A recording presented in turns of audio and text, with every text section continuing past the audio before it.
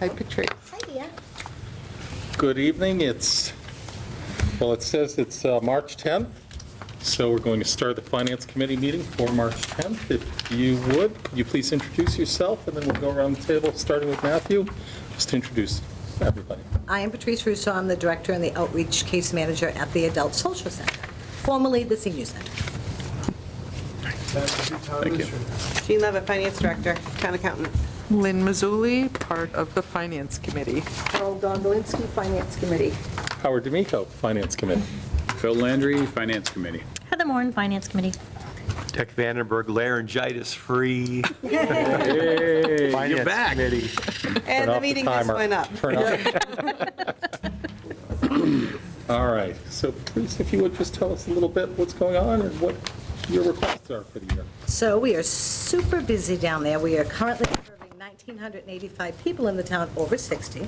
Now, do I see them all? No. Do I know them all? No. But they all get a newsletter, and they're welcome at any of our programs. We have quite a little following down there. We have a lot of exercise programs that we do regularly, every day. We have painting classes that we do bingo, we do crochet, we do crafts, along with other seasonal activities like St. Patrick's Day kind of party, and a lot of other events, lunches. We do off-site lunches at BBT. We have Sunshine Club social events in the evenings. We have a painting class now at night. And we are open Monday through Thursday, 9 to 2, because of the school bus schedule. After 2 o'clock, you can't get out of there. And we are open on Friday mornings for the osteo exercise group. So Patrice, where specifically are you located? we are located underneath the post office, right down the ramp. There's a big bulletin board out there that says all our programs. Yes. Yes. I write a state grant every year, and so we use that money for our exercise programs to fund our newsletter, because that's what the Executive Office of Elder Affairs would like us to do with the money. I did have a part-time, per diem position in there for 5 hours a week to help with statistic counting. Everything down there is counted by hand. We don't have the luxury of having a scanner, and we can't afford one. The upkeep of it is a couple of grand a year, and to purchase it is like $10,000 or $12,000. So we're still counting everybody by hand. We also have to update the newsletter label list every single solitary month, because as somebody turns 60, they go right on the list. So if you get a newsletter, don't be insulted. That means we're doing a really good job. I was wondering why they were coming to my house. Oh, that must have been a typo. Maybe it's your spouse. No, my husband, Ah, yeah. there you go. But is that a new Great thing that you answer. just started it? So- Because he's older than 60. Yep, we just realized, we just got right, the huh? list. So Okay. we were doing the newsletter, and we were mailing it out, and we found out Community it development. wasn't worth the money of doing the newsletter every 2 months, a couple of years ago. So we decided to do it quarterly, and then we were just doing sheets of the newsletter and leaving it at the library, the town hall. And then LPI came out, and LPI now has businesses in the town paying for it. So that Like took a the big thing that load I- off. yeah, Yes. okay. So we were able to have a really nice, fancy magazine newsletter, not just like the white things you get from the town with all the, budgets. And I think now it's Yeah. more interesting to people, and they're like, oh, okay, that's an actual Yeah, no, magazine. it's a nice piece. So we still have to pay for the postage with our grant, but it's become quite economical. So as we were doing that, they suggest that it goes to everybody 60 and older. Okay. And so we updated our list just in the last year. Okay. Yeah, yep. So I also put in for a cultural council grant. They've been very generous, and that supplies our entertainment at the center. It usually covers a couple of the big holidays, and then our big Smile Day, and any other little festivity or celebration for our entertainment. So they've been really generous with us, and we're very excited to have that. And we always do a tally every year. So we go from July to July. And last year, we usually hit our mark. We always try to go for 5,000 people. So it's not 5,000 people, it's in and out. In and out, One yeah, person yeah. that came 20 times, or, so we count, everybody as a whole. And we have a contest every year. And we were at 5,000 the first week of July last year, which was really exciting, because it usually happens, a couple of weeks into into almost August, like the last week of July. So that means we've had a lot of patronage. So we're doing really well in that part. The only part we're really having a problem with, and I also do the outreach, and the outreach has been tremendously busy because as anything is being cut from the state, then they're coming to you for resources. So I'm doing a lot of food stamp applications. We don't have a lot of housing in town. So if people want to remain in their homes, you're trying to find services that they can afford, because if you're an 85 or a 90-year-old widow, you're not cutting your grass, you're not shoveling your driveway, so, and you're on a limited budget. And, you know, with a little bit of the tax increase and things, some of the seniors have had a difficult time. So I've been putting them with a lot of fuel assistance and SNAP and a lot of mass health. So that takes up a good amount of time during the day or going to their homes. So that's why this year I was asking for a position to help out at the center. During our big events, if we have 60 or 70 people, it's me and it's Sandy, my 19-hour week clerk. So with answering the phones, greeting all the patrons, making sure everything's safe, getting everybody in and out in wheelchairs, walkers, oxygen tanks, what have you, it takes a lot of time to set up and take down from the programs. And plus doing the outreach and doing grants and doing all of the other things at the center, it's been very difficult for me to manage the website, to keep up with the newsletter every month, and to do a lot of the tax work-off, where I am the outreach coordinator. If I go on vacation, if I'm home, I send out to the department heads, if you need me, you can call me. If I happen to leave the country or go on a vacation, the fire chief is in charge of outreach, which doesn't make a whole lot of sense, because sometimes it's the fire department that's calling. So I am planning on cross-training our part-time position that we currently have, Jennifer. She has a good background in home health care, so she's well aware of what it is to go into somebody's house and gauge real quickly what they might need or what's going on with them. So that's what I'm asking for. Do we have the budget for that in front of us? I handed it out last week, Oh, last time. oh, it's not this one then. It's from last That's week. Bill's. It's not community development. Right, I got it. Okay. Council. Reschedule that part. Right, Did. I was sick for the first meeting, sorry. right. Ah, Yep, all right. Would you like mine to look at? Let me make you a copy real quick. Nope, I'm okay. You sure? Yeah. No, I didn't bring mine. Bring mine either. Yeah, it's all in my office at home. I didn't bring mine. Anybody have any questions? I do. Yeah, go. Council on Aging. So as 60-year-olds come into the mix, I mean, they're younger and younger compared to years ago. Do you find that dealing with today's 60-year-olds is different than the 60-year-olds of, say, 10 years ago? Yes. And how do you react to that? Well, I would say the younger seniors that are joining us now are super educated, retired from bigger careers. A lot of my older seniors worked in the mills, in the factories and such. Yeah. The younger seniors that are coming in are really big joiners. So a lot of them have joined the Sunshine Club. And I had a senior that came in today and said, oh, I found another grant that you can write. And I said, okay, I'll take a look at it. And I said, okay, easy breezy. And he said, really? And I said, sure. After the one I wrote last summer, this is a piece of cake. So, I mean, I think they're more involved and very physically fit and very cultured. So but they really do mesh well with our older generation, too, because if you're 60 or 70 years old, some people don't have a grandmother anymore, or don't even have their own parents anymore. So we've had a lot of really nice relationships built, because I have a tremendous amount of older seniors. I mean, a lot of my population is 80+. So with this hipper group of 60-year-olds, does that affect programs at all, or can you still keep on doing what you? Oh, yeah, so, no, we added things. So every year when I write the grant, I always put out, I put out a suggestion sheet, and I ask them what they would like to have when I'm writing the grant. I'd like to put some extra programs in there. So this year, they chose line dancing. We also do Zumba. So a lot of the younger seniors do that, because it's very high impact. And we have yoga, we have Tai Chi, and we have osteo exercise. They also wanted foreign language lessons, so I am looking for a teacher for that. This year, they were planning on going to Portugal, so I was trying to find a teacher to teach them some Portuguese. I can help you with that. Yeah, so, I mean, we're just trying to, they want to embrace and they want to learn. I have a judge coming out in May who's going to talk about what it's like to be a judge and how cases are processed and different things like that. So that's more, of the 60 and 70-year-olds level. And the Sunshine Club has also embraced them by doing other HIPAA programs. They had somebody come out and do a program on the Eagles. They had somebody come out from, The rock and roll band, the Eagles? no, the Eagles are in the lake. Hotel California, right? Okay. And a lot of our musicians that will come out will also throw in some fun music for that genre. They do a lot of 50s and 60s and 70s anyway, Okay. but they'll throw in some fun music. So it really has been not a problem at all having younger and the older people together. It really has meshed very well. So in terms of the stuff that you're asking funding for, is the current setup adaptable to the younger crowd? Yes. Okay. Yep, because like I said, I write it in the grant.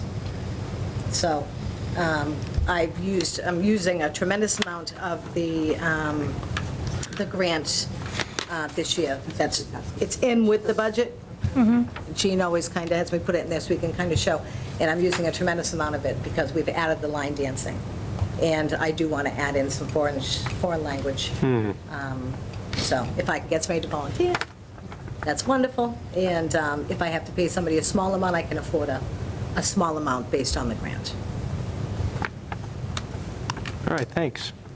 I have a client who does interpreting and teaching of, well, she's from Italy, so she teaches Italian. She also does Spanish, Portuguese, Oh, so, yeah. That would be a good resource for me. yeah. Yeah. And she's a senior too, so. And that's what I think it is. The younger seniors that are retiring want to keep busy. They want to keep their brains going. And like I said, a lot of them were, lawyers or accountants Yeah. and other professionals that want to keep themselves stimulated. And quite a few of them are working on the tax work-off program. And they're able to give back a tremendous amount. Good. Yeah. Anyone else? No? So Okay. that's the real difference between the years then, is just the additional part-time position, right? That's it. Yeah. You need some help. And it's kind of become time, it's really hard, like I said, with just myself and a 19-hour-week clerk, when you're dealing with the volume that we have and all of the paperwork. And so Do it you was feel time, it- so if you guys can find it in the town's budget somewhere. it'll be- Do you feel you're getting to the point where you might need to look at a new place for the senior? Well, not the senior center, the whatever. The social center. Social. We have two, you've seen it, we've had some painting done, we've had some murals done, and we do the best that we can. Every room is rotated multiple times throughout the day, and I do have to cap my programs at 65 to 70 people. Valentine's Day, I had to sell out because I have to also account for wheelchairs. So a wheelchair is going to take up more space than a chair at a table. And you want to make sure you're safely able to get around, and I have to space them so I can get them out in case we had an emergency. Right. Easier access to the bathroom more. So it is a challenge, but we're just really happy to be alive down there after, the last couple of years. So nobody's complaining. We could always use more space. Yeah.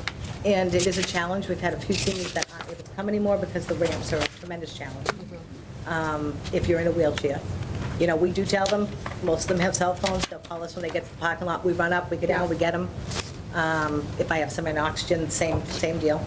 I can see them coming in because I have a little camera that shows the ramp, and I'll see them, and we'll run up and get them. So we're doing the best we can with what we have, and we're grateful to be there. But, a more functionable space would be nice. Our kitchen's not that big, so when we're cooking down there, it's a little tough, but we make it work. Okay, thank you very much. Nobody else showed Yeah. up, so No. meeting's I'll adjourned. entertain a motion to adjourn. Well, maybe. You're our take this favorite person of the opportunity year. to look at- To look at the minutes. To look at the minutes. Thank you so much for coming in. Thank you for having Yeah. me. Or we could skip over and talk about the snow Call and me. ice You have my card update. still? Okay, call me and I'll get you her name. You Would be don't nice have to set something. No news on that. We're not in need of anything. I'm afraid to even bring it up. I'm going to be bringing it up. I have a plan, Do you have a plan yes. to make it snow? Oh, No, not at all. Well, it depends if you mean that in a sense of, snow into the school budget or something. I bet you we've used most of it. We don't have any money left over, do we? We have tons of money left. No, we do not, but For what? we're still under Snow. our appropriation, but Oh, yeah. it's close enough. Yeah, That's the funny thing I was looking at. Yeah. we never budget anywhere near what we need to do. Right. So this would be the first year, it would be a miracle that if we ever came in at the right, at the budget. Mr. Cundiff, Still have- Hey, how are you, Bill? how's everybody? Brush fire budget. yeah. We're aging gracefully. Sorry to keep you waiting. We almost adjourned the meeting. We almost were done. Close, it's close. Gene. My apologies then. No, you're good, you're good. He's trying to escape before he is. Matthew, could you get us for 2 weeks from now, the actuals for snow and ice for the last 5 years and then where we are I this year? gave you that. It's in the spreadsheet. I've been looking at this for a while. Spreadsheets. Well, if you want numbers, that's how you're gonna get it. I like it, I like it. I gave you that a couple weeks ago, Mr. Chair. Thank you, Ms. Jean. I'll tell you, if there's any money left over in snow and ice, we ought to give it to the highway department, to take care of the trees that are gonna be falling on our head pretty soon. Never mind going someplace else. That's where the money needs to go. Those gypsy moths have done trees. We're lucky we're all still alive riding down the roads. Right? Bill, if you would, go ahead, just Sure introduce thing. yourself, please. Bill Cundiff, I'm the town engineer and the department head for the Community Development Department. Within the Community Development Department, we have a number of boards and committees that fall under our umbrella, namely the Economic Development Commission, the Planning Board, the Conservation Commission, the Open Space Committee, and Zoning board? the Zoning Board. We also assist the Building Facilities Construction Committee. We basically act as their in-house person or department to aid them with the day-to-day activity, accepting permit applications, reviewing permit applications, inspecting construction projects, that sort of thing. The department was established actually in 2000, and since then, we've added the Building Facilities Construction Committee to our department, which assists the town with procurement and review of construction projects over $50,000. So within our department, we have myself, the town engineer, the conservation agent, an administrative assistant, and a meeting minute person. So So it's like capital expenditure on Cap- property stuff? I'm- It's like capital expenditure group, kind of, just the big stuff. we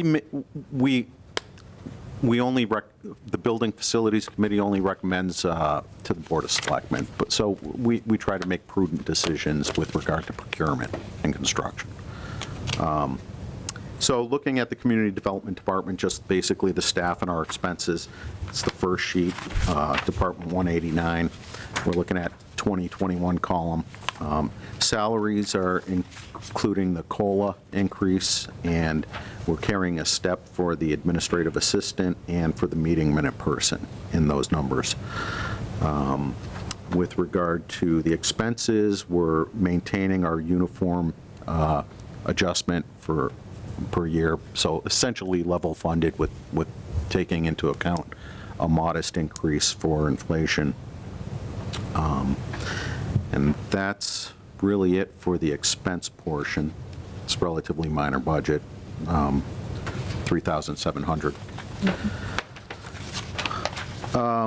With regard to the departments, we'll start with Conservation Commission.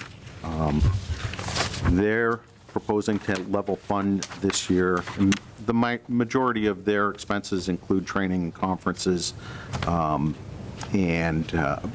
basically annual dues for the MACC is generally what they use their budget for.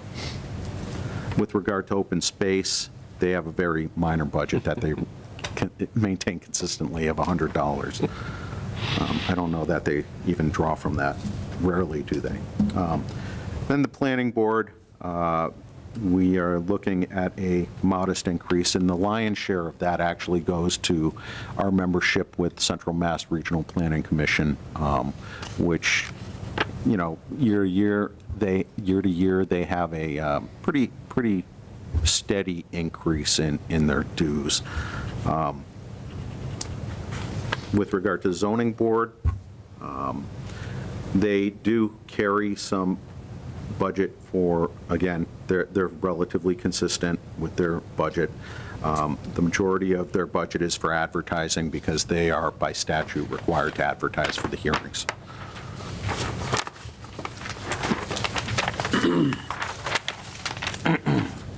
Economic Development Committee, you'll notice that last year, even though 1,000's reflected, it was approved at town meeting for 5,000.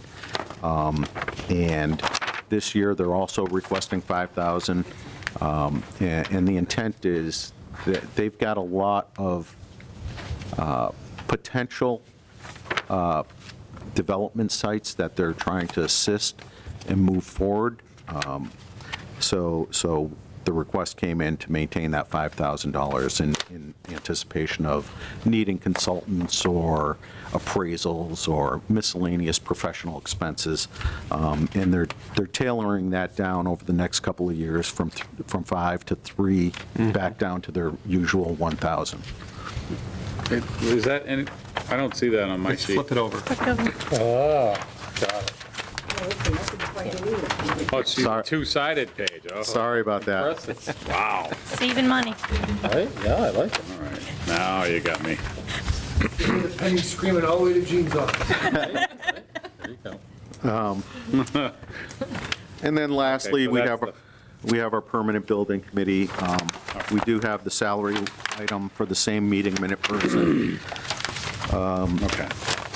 which is separate technically because the building committee isn't technically under the community development department. It's a separate standalone committee. And then we carry a regular $500 for mailing or notices or advertising if we have something like that we need to do. So if you have any questions. Can you remind me again on the community development, the 7485, or the 7,485 for 2019 for additional equipment? That was for a plotter, a full-size scanner plotter.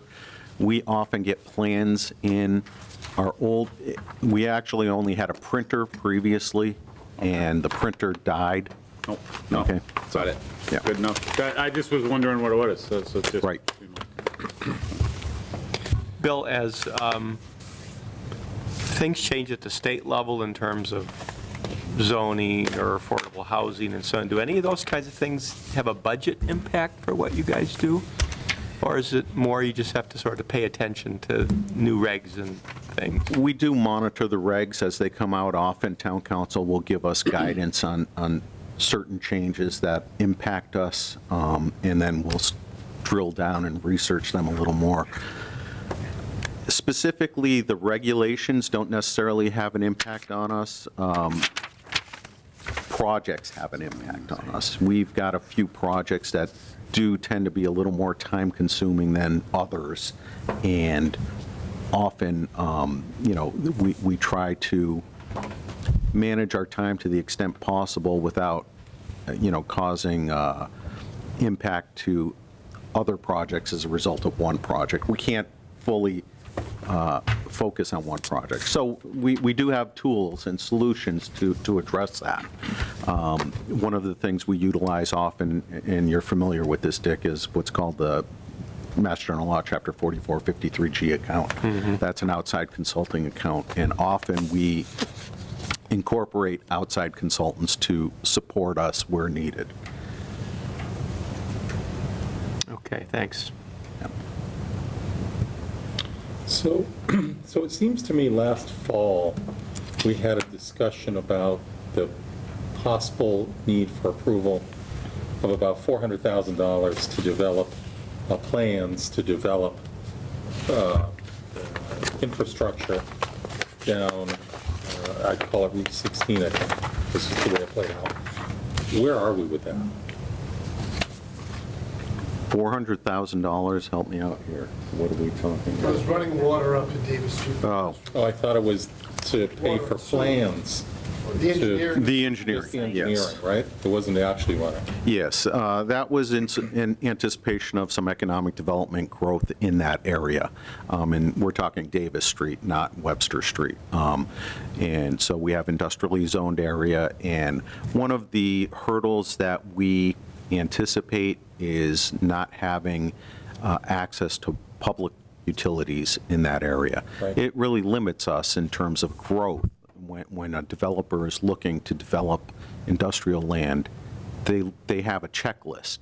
And for the town of Douglas to be competitive, we really need to check off as many of those boxes as we can.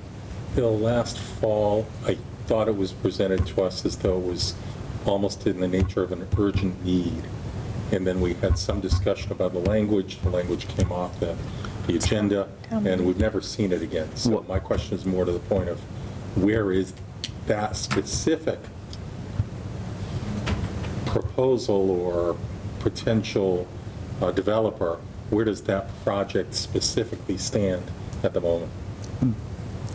That's not an easy question to answer. That's okay. There's been a number of proposals and projects. And at the time, again, it goes to providing utilities. That's one of those things that has an impact on how these things progress. We had conversations with real developers Right. that have the ability to propose a significant project for the town. And that was, at the time, the discussions were heading in a particular direction. We wanted to poise ourselves for a MassWorks grant, which would allow us the ability to use state funds to construct much of this infrastructure. So our share would have been just the front end, the design work, and then we would have been able to get matching state funds. That was the plan at the time. And where Okay. does that Now, stand today? it's been a moving target, and things have evolved, okay? So there are still proposals, not the same proposal, and not the same developer. Nonetheless, we still have, again, and it's reflected with the EDC's request for additional money. We have an aggressive Economic Development Commission currently. They're proactively reaching out to developers and trying to make Douglas as attractive as a location as possible. Is that matching grant money from the concept last fall still available to the extent we find a similar developer for that similar project? Not if you don't have the engineering. The MassWorks grant would be available. It's an annual grant that gets issued. In special circumstances, if you have a project that warrants it, they might give an out-of-cycle grant. So, yes, to answer your question, yes, we do have the ability to apply for a grant at some point. We need a project that justifies the, tax revenue, the number of jobs, those things that the state's going to be interested in. At the moment, is it safe to say then at the moment, we don't have that project because you're not repetitioning for that money? That project, that's correct. That's Okay. correct. And the only reason that they were pursuing that at the time was because it was real at the time, and that's where the discussions were headed. Did the failure of the town to budget the funds for the planning or the The design. design impact that in any way? No. Okay. Okay. All right. Can you enlighten us on any other current economic development projects that may be underway? We have a few areas in the town that, I don't want to get too specific. You can't at an open meeting like this. Everything we talked about at that time, plus more, is being discussed actively. I said back then, and I think you remember it, and we've kind of made this truly the policy now, that site control in an application for site plan review are the necessary components for the financial side of the town to consider anything. At the time, the developer had a very serious plan, but did not yet have full site control. We went ahead with it anyway, in an exercise of support for an economic development commission that for many years wasn't this active. I wanted to send the message that if you can get something close to fruition, we'll be there for you. You won't be discussing this potential with a developer with a weak hand. And timing is everything. We got to push comes to shove, because there was a timeline required to apply for MassWorks grants. We're getting to the end of that road. Yeah, the developer was one of these folks who has a great deal of resources. And when you're dealing with people like that, they can act like this, or the town acts like this. Right? Yeah, So fair, he sure. all fired up to bear. I need a shovel in the ground yesterday. I want to put my stuff in for MEPA review and all of this grandiose planning. And it sounded fantastic. He never got to the point where he had site control. And so on our side of it, we eventually got to the point where that ties up free cash. We cannot tie up free cash for a theoretical plan without site control. We have to stop this. It can't go forward. So regardless of the language issue or whatever it was about that warrant article, the reality was we only have so much to allocate to economic development. It has to be associated with a project where somebody has skin in the game. And when the skin didn't come in the game, we needed to pull the plug on it to hold true to that principle. We still stand poised to help people. Davis Street will always be on the table. It's zoned industrial. It's on the approach to Route 146.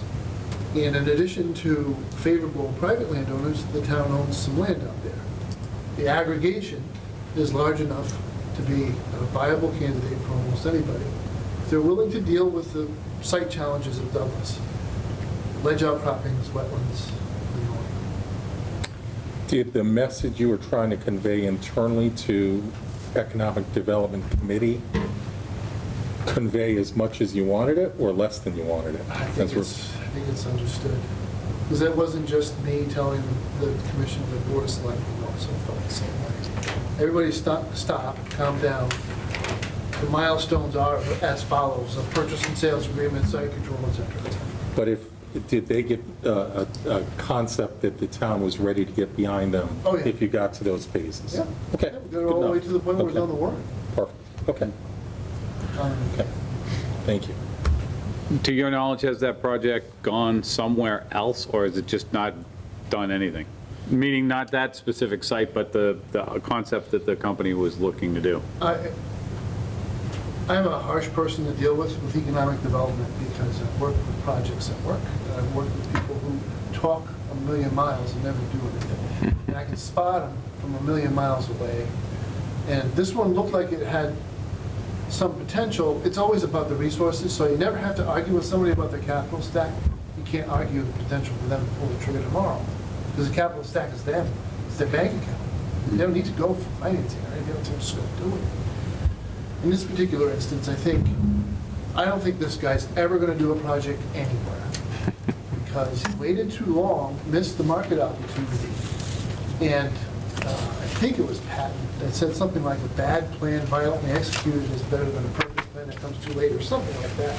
But that's the reality of it, is in economic development, if you are at the entry level, if you have first mover advantage in an industry, hurry up, build your facility and start producing, and there'll be enough excess revenues for you to figure out the mistakes you made later on, and don't do it the second time. Time is money. You sit there and you hem and you haw, and why am I paying for this, why am I paying for that? You start to nickel and dime a huge project like this, you're going to end up with nothing anywhere, which is where he is right now. And at this point, it's good for me, because I spent so much time bopping around in the woods getting bit by mosquitoes.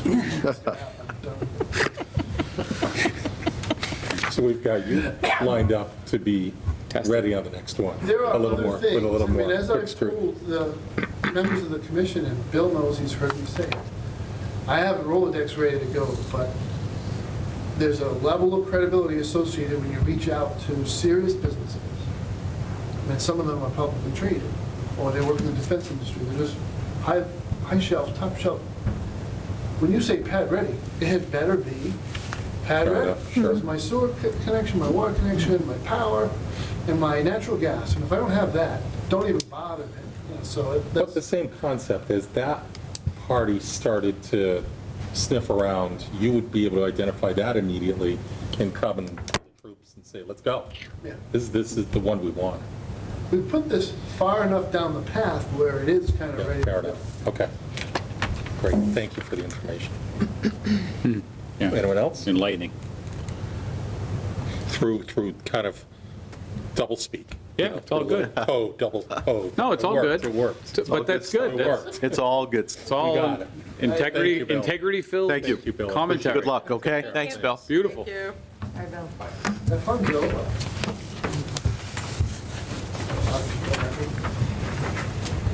All right, moving along. Blackstone Valley, please, go on up. You have enough chairs, guys? Do we need one more? I'll be happy. Who's coming up to visit? Two? All right, we've got them, we've got them. Two? Good evening, everyone. Good evening. Good evening. Good health to everyone at this time of year. Yeah. This is,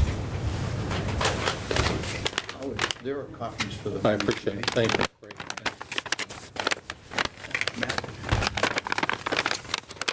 It's like a bar. Don't spill it. Well, something like that. Did Jean get one? I think she got the big one. Thank you. Thank you. Got them? Yeah, so-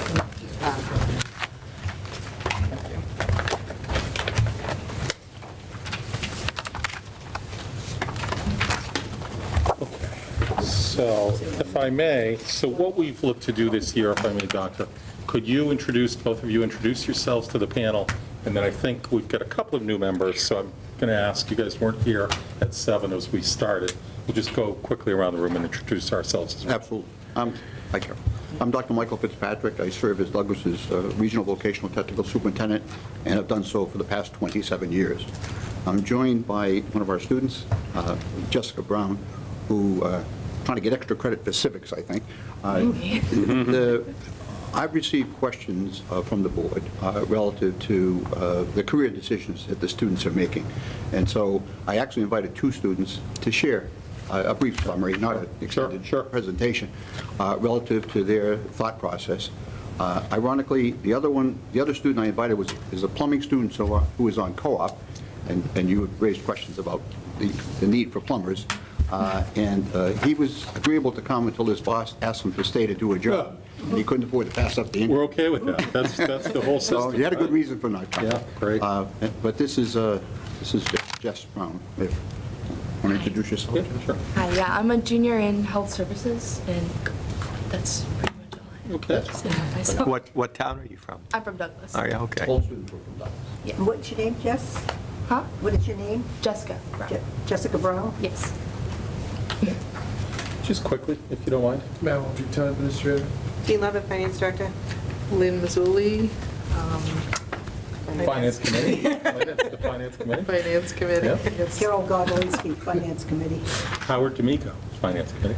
Phil Landry, Finance Committee. Heather Moore, Finance Committee. Dick Vandenberg, Finance Committee. Sure. Thank you. So if you would, Sure. In advance of the meeting, we've done the usual advance sharing through the town administrator. As soon as the school committee finished its public hearing and then adopted the budget with a 3.9% increase. If you don't mind, I'm going to let Jessica go first. Probably has homework or other things to do. Sure. Today's my night off, I guess. yeah, that would be great. Sure. So, hi everyone, my name's Jessica Brown and I'm a junior in health services at Blackstone Valley Tech. Before coming to BVT, I had no idea, honestly, what I wanted to do with my life, but after going through 7 cycles of exploratory freshman year, I decided on the healthcare field. Ever since I entered BVT, I've been given countless opportunities to become not only a skilled worker, but a leader in my community as well. Throughout my time at BVT, I've been given unique opportunities that I would not see at any other high school, such as traveling to Kentucky to represent the state of Massachusetts in Skills USA, a club that I'm very passionate about. Skills USA enables vocational students like me to find success in their chosen trades. To me, BVT is an environment in which I can I can be myself and share my common passions with my peers. Because admission to BVT is competitive, I'm constantly surrounded by people who want to go to school and are ardent about the work they're doing. Through my clinical experiences in SHOP, I have been able to give back to my community in many different ways. On average, my shop goes out 1 to 2 times per shop week to different facilities and centers to care for people throughout their lifespan. While on clinical, we educate local elementary school students around the valley about basic health precautions, work with mentally disabled adults to complete certain tasks, and care for the elderly to ultimately obtain our certified nursing assistant. Because of these experiences, I have been able to find passions in real-world settings. As a junior, I've begun to look into colleges and career fields that I'm interested in. Currently, I hope to go to a 4-year college and major in health sciences to give myself a strong foundation for my future. Overall, BVT has paved a way for me and other students to find success in the areas of life in which we're passionate about. Making the decision to go to BVT has been the best decision that I've ever made, and I would not trade any of my encounters at BVT for anything else. Thank you. Thank you. Anyway, that's a real case. I have a question. Go right ahead, please. Of me or of Jessica? Jessica. Of course. We're going to clear her so she can get going if she needs to. But so Jessica, if I may, so you mentioned through 7 sessions of exploratory, and then you've picked health services. You're a junior at it's the spring of junior year. You mentioned looking at 4-year colleges. One thing we've never talked about that it's useful maybe from your perspective for me to understand, us to understand, is what resources are there for you at BVT to help you maybe determine what college opportunities might be there for you a year from now? So many people like to focus on the shop aspect of figuring out what they want to do, but I really think that what's driven me is my career enrichment class. Recently, we've been focusing more on colleges and finance like this, and then student debts and taking out loans and stuff like that to really drive me to figure out colleges and how I'm going to do that. But then through SHOP, I realized that I wanted to do health sciences because it's a foundation if I ever want to change my mind. We have a really good lab in our shop where we have different beds and mannequins that we can work on and really just practice our skills that will help us for the future. Yeah. So Jessica, is health sciences the nursing program? Health or services is nursing. Yeah. Okay, it is. Yes. All right. So when you come out of school, are you almost an LPN? Or? I will get my CNA license hopefully by the end of this year if the coronavirus doesn't take it out. But it's a graduation requirement, so I'll have that under my belt before I go anywhere in college, and then we'll see where that takes. Anyone else? Okay. Thank you very much for your time. Thank you. Good luck. Nice of you to share. Yeah, Thank Good you. luck. Yeah, good luck, good stuff. I'm also aware that you had asked for some historical information about college placements and things like that. So I brought a number of reports that have been gathered in response to that. Heads up. appreciate that, And Doctor. Jeannie also tipped me off with that interest, and this I'm is fine. trying to do that, yes. Yeah, that's very much appreciated. Otherwise, I'd follow up, No, I appreciate that. If we can, I'll walk you through the document that we traditionally print in some summary or any other form you'd like. Phil, this is your first year, right? on Yeah, finance? well, on finance committee. On finance. I'm actually older than one. Yeah, I knew that. Just, Doctor, just briefly, a summary. I know you come through this. Just, I think you said you've got a 3.9% increase request this year. That's correct. How's that last 4 or 5 years, year over year? That seems, to be honest, a little bit lower than some of the last few years. Well, the ranges would be from a 2.9 to just shy of under 5. Yeah, so, yeah, I think your recollection is accurate. Okay. Yeah, okay. What drove that this year? Say that again? Sorry. What is driving that number this year? What's the Well, biggest driver? one of the major driving factors, Douglas, the school system, 183 school systems awaited the new ed reform law with optimism that it would generate considerable more money from the state. That didn't occur. For 183 school systems in Massachusetts, including ours, we've been, the governor's plan and the legislative voted plan under the Students' Opportunity Act is to give us a mere $30 more per student, which is, so we're witnessing a transformation of the responsibility to fund our school, in Douglas's Voc School, almost a 60-40 level. 27 years ago, when I first presented here, the state was subsidizing the Blackstone Valley Tech at about 75%, asking the 13 towns to pay their balance, as you might well recall, 25, the other 25%. As Matt knows, we're seeing a major shift in this, okay? The state's really funding things at about 40%, and the burden of responsibility for 60% is falling on the towns. So the absolute minimum obligations, which I know the town administrator and probably the Finance Committee downloads from the Department of Revenue, skyrocketed, and they continue to do that. That's made everyone's job much harder. As far as specific cost items, special education, certain technological aspects, maintaining the technology, and unfortunately, our health benefits went up 7%, where last year we were able to request a 0% increase, which obviously is not, is advantageous either. That's a quick summary. Some of the things that are built into the budget. We offset the assessments by $225,000, utilizing what we call E&D, which is an abbreviation for excess and deficiency, which is certified by the Department of Revenue. We needed a new plow truck to plow our parking lot. The DPW doesn't do that for us, so we have to do it ourselves. So we raised $50,000 to buy a new truck and a new plow to do that. We initiated a number of cost reduction measures as best we could to maximize the 3.9% total increase. We're contracted with outside solar farms, not on campus because of the restricted geography there, but off campus to get the benefit of that. And we hit a new high water mark with securing grants. We received almost $3 million in grants. One of the more recent ones, and a larger one, was $830,000 from the Governor's Capital Skills Grant Program, which is highly competitive. But that's one of the places we go to for equipment rather than having it in the budget. I'll comment further if you'd like, but that's an overview. Just what's Douglas enrollment in 2019, 2020 compared to the last couple of years? 120 students. It's a 7 greater than the year prior. Okay. A 5-year history, or at least a 4, I have right in front of me. Sure. Okay. 4 years ago, that would be FY18 for cross-reference.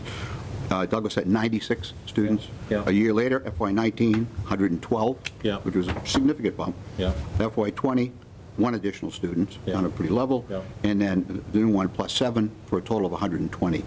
The town owns roughly 9.7% of the operation. Okay. It pays the debt at a lesser number of 9.1. Okay. You're familiar, but just for the benefit of anyone, the debt calculation is different than the operational budget. It's based on a 3-year average of the time which the debt is voted or authorized. So technically, you're enjoying a greater occupancy rate than the mortgage. Yeah. Yeah. One way to look at it, but I understand that it still has to be appropriated. You and I have talked over the years about admission policy, who you're bringing in. I've always raised the concern with you about my perception and concern is this issue that's now back in the news again of are we getting the best kids from Douglas into BVT that are best matched for the skill sets like, Jessica was talking about. I saw the Globe article again Sunday. I know you're one of the 6 school districts that got the letter. What are you doing with response or in response to the, the Commissioner of Education's directive? Absolutely. We were one of 6 schools that was invited to respond, to share our admissions procedures, and to offer suggestions to the Commissioner and his staff relative to looking at alternative admissions plans. When we previously had the conversation, I was not insensitive to your recommendation. And part of our response to the Department of Elementary and Secondary Education was an indication that we had amended our admissions policy twice. to reduce the emphasis of grades and to dig deeper into the interview process so that we could probe to find students who had a commitment for a trade. And so we have messages that they appreciated our response. There's no indication of a follow-up in any way. In fact, last we heard there wouldn't be an additional follow-up. I did see the Globe article and others. We don't have a gateway city like most of the other 4 of the 6 voc tech schools that were contacted by the department to look at their admissions plans have a gateway city. So they had unique circumstances. In the department's analysis, and the reason Valley Tech was involved, is they used what they call an anchor community as a lens. The anchor community they selected was Milford. And they looked at Milford's demographics, okay, its diversity, its population, Yep. and said that Valley Tech should mirror that. We didn't agree with that. We don't think the other 12 towns mirror Milford at all, and they have their own dynamics. And each of the towns of the 13 that came together 55 years ago to formulate this district did it in the form of trust and a cooperation in a legal document. They didn't agree to be controlled by any one community across the board. And so this is an interesting issue, and you know, it's debatable. The gateway cities is a little different argument. You told me, though, 4 or 5 years ago, one of the first nights we met, that you acknowledged that BVT's mission from the original 62 contract was changing, had changed from the original agreement. I've got that on tape.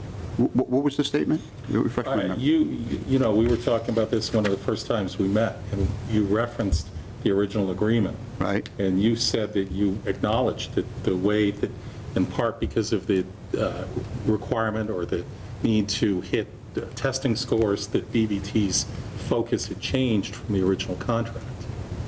The original agreement, you know, when I talk about amending the admission plan. No, I'm talking, you just referenced the 55-year-old agreement. Right. The 56-year-old agreement. Anyway. I'm not aware we don't abide by the agreement.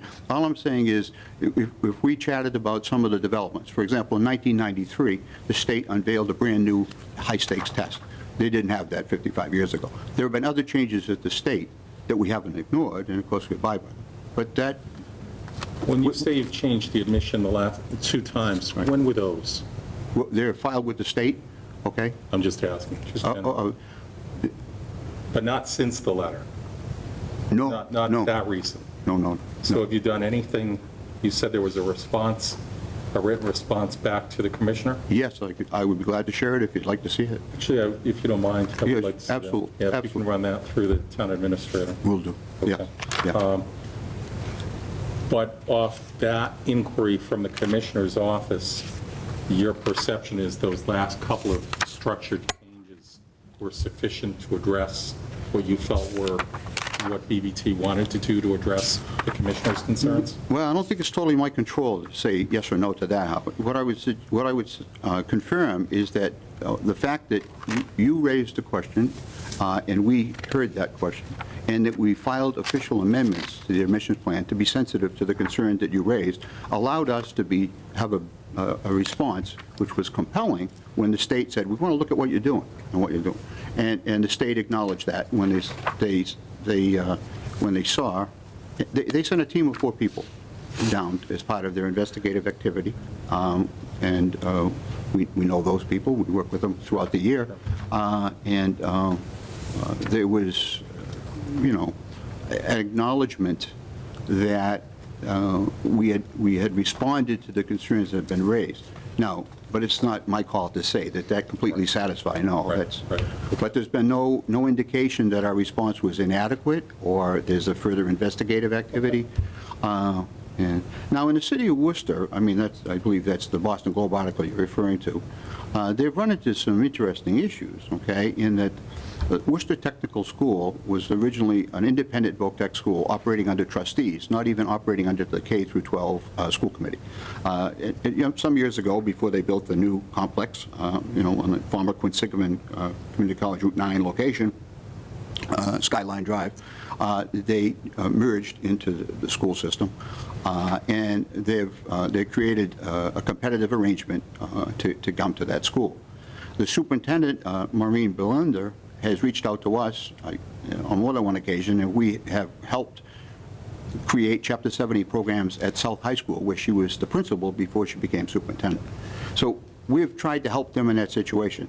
Worcester has had court cases that, while we would use an interview to determine whether a student has a commitment for a trade, which is, I think we're in agreement on that one, that's an important aspect of why someone should come to our school.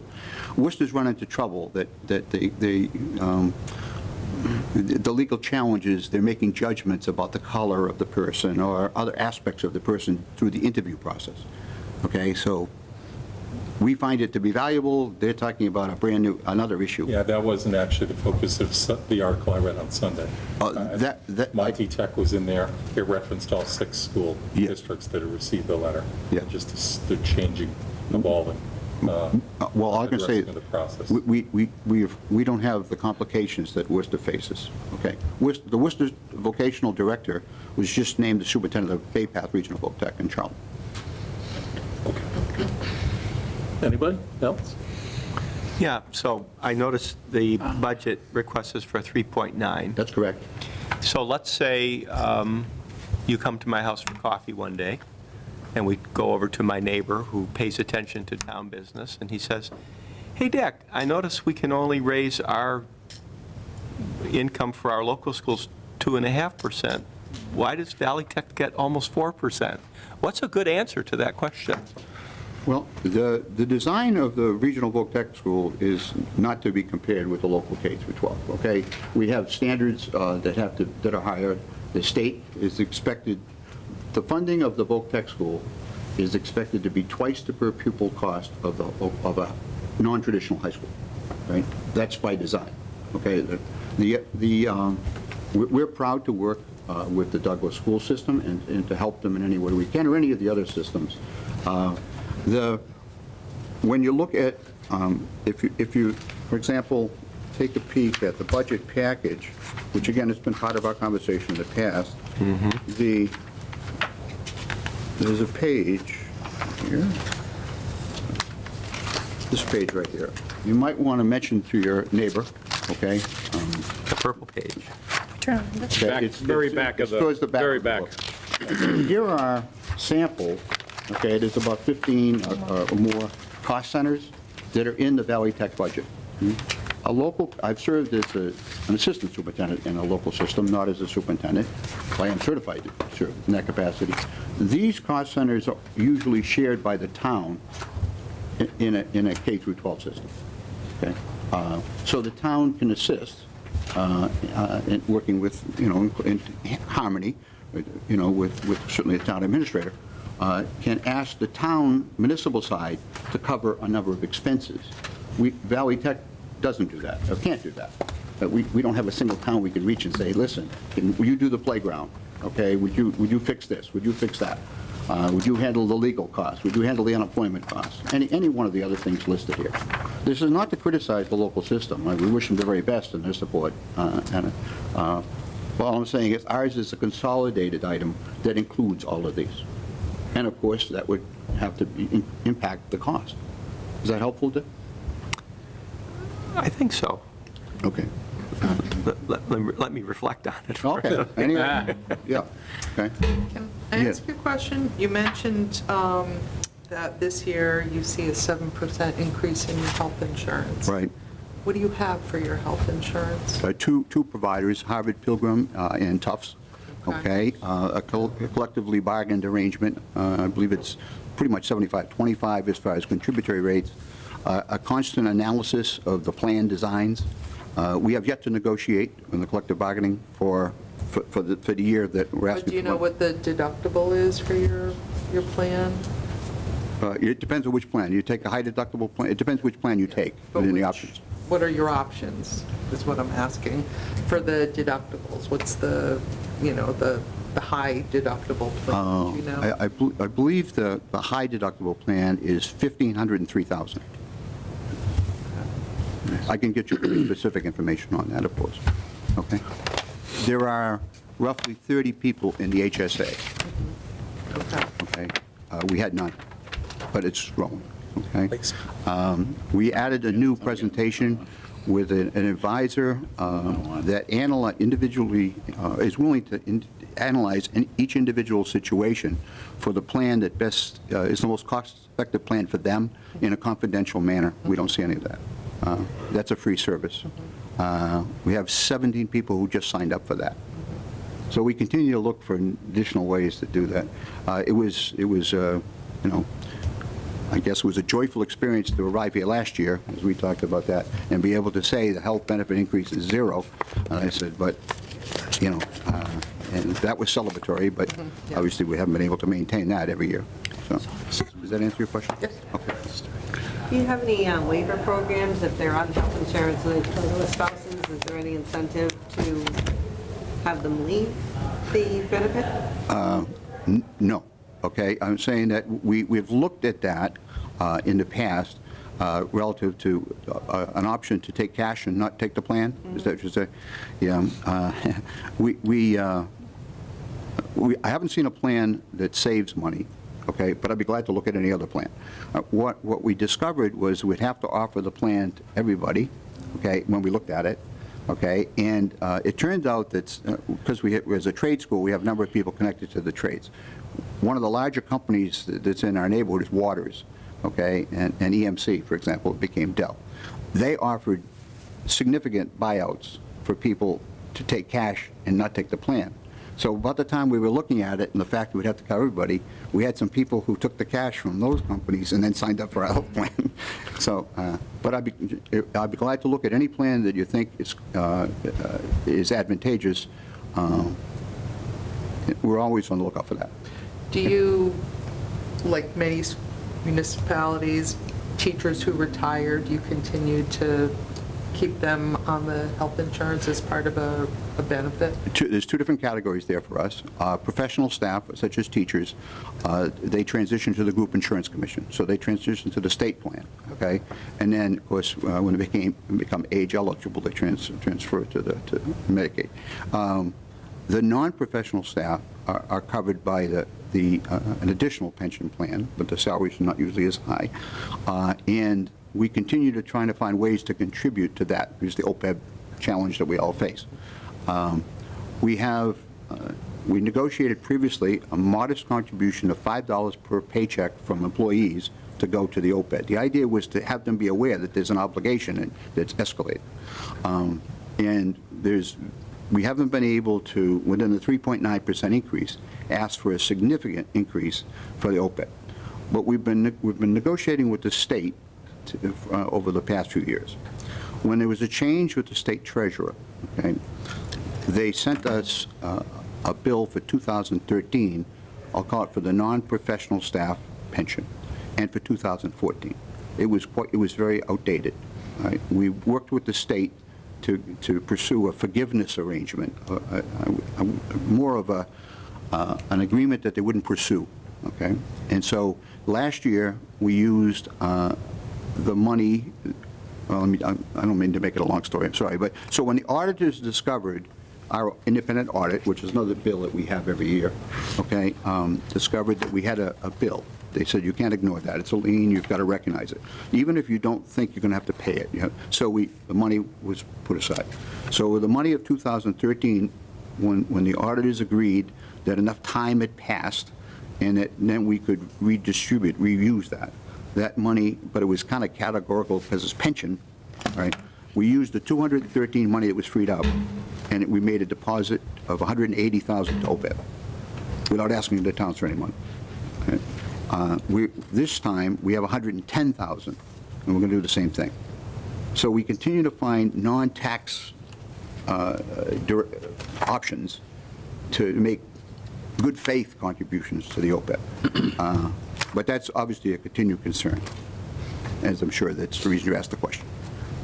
Again, did I help with that? Yes. Okay. Question? So your graduation class is about 360, 315, 320? Is that Absolutely. right? About 315. You're 100% right. What would you say the percentage of those children graduating are going to go directly to the workforce to be carpenters, plumbers, electricians, nurses?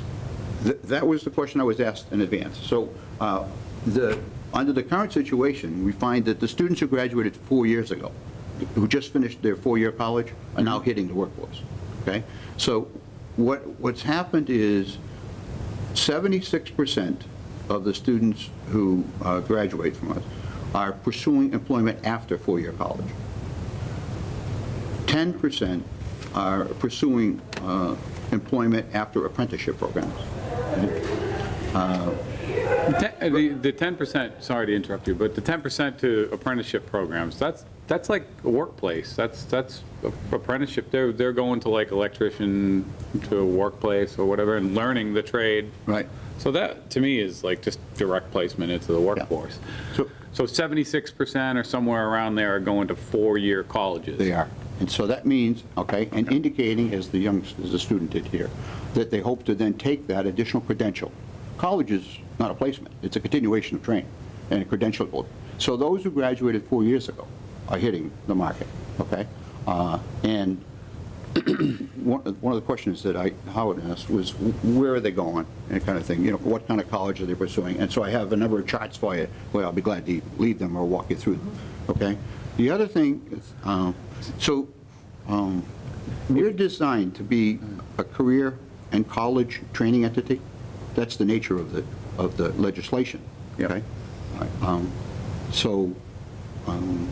And that's what the students continue to do.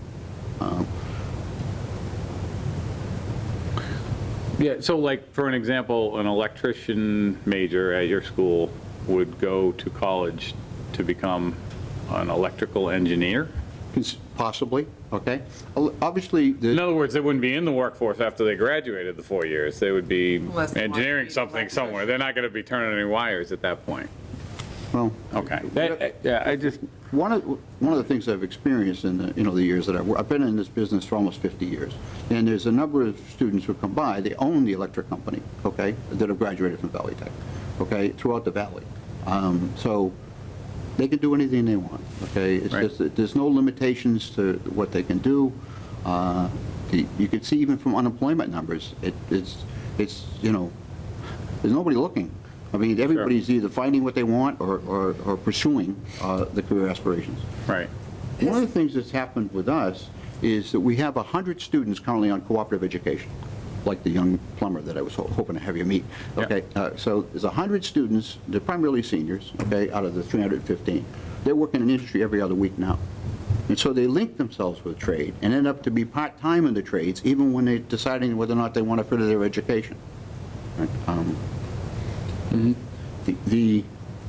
the industry has continued to encourage these young people to pursue further education, pursue further training. They even subsidize it.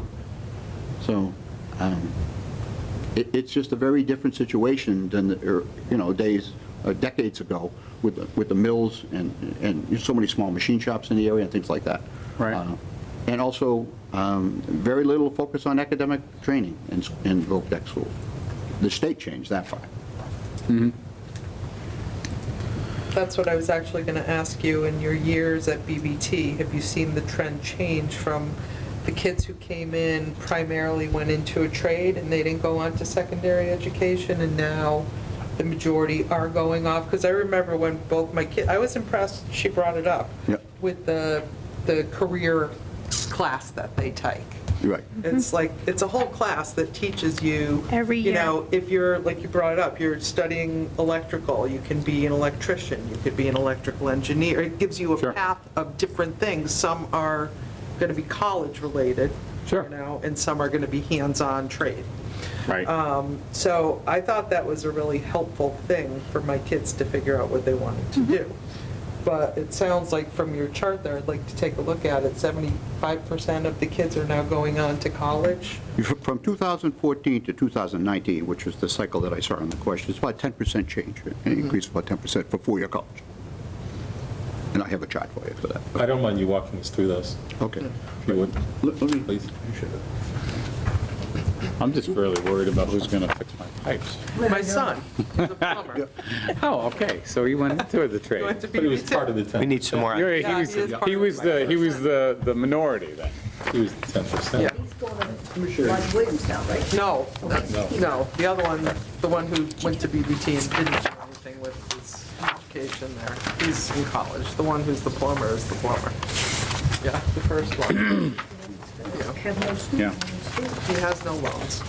I always just wonder about those kids who aren't able to get into the trade school Right. that would have loved that opportunity and actually would have went directly into a trade Yeah. because that's what they wanted. I think that's. It's a tough choice, I'm sure. you know? And that's why we amended the admissions plan to give greater emphasis on the interview where a person would indicate that. Okay? What do you think the ideal number would be? If you could just take a magic wand and go poof, here's the number of the percentage of kids that should be going to four-year colleges out of BVT, and these are the kids that should be going directly into trades or skills. Yeah, I have a different way of looking at that. The reason I hedge for a number is that I've met a student who wants to be a carpenter, okay? Sure. And next thing I know, they want my help getting into Nichols College. Sure. Because they want a business administration degree to be able to run the business. If in fact we said if you want to go to college, you can't go to BVT, you would end up discouraging kids who might even consider the trade. See, I mean, even if you attempted to do that. So Right. there's no extra credit given because you want to go to college. There's no exam to go to Valley Tech. And as I mentioned, Howard, when the concern was raised, we were concerned that there was too much of a focus on the middle school grades. Yeah. And so we've reduced that, and we're trying to probe to find it. So if the student indicates, I don't know, they want to be I wouldn't say an attorney, whatever they want to be. Sure. I would say a trade that we don't have, okay, Yeah. or a preparation program we don't have.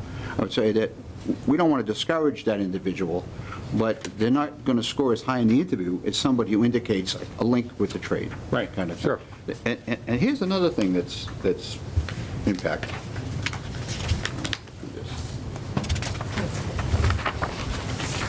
So if I can, once you have all four documents. Right, I'm Okay, looking for sorry. that fourth one. Yeah. Right.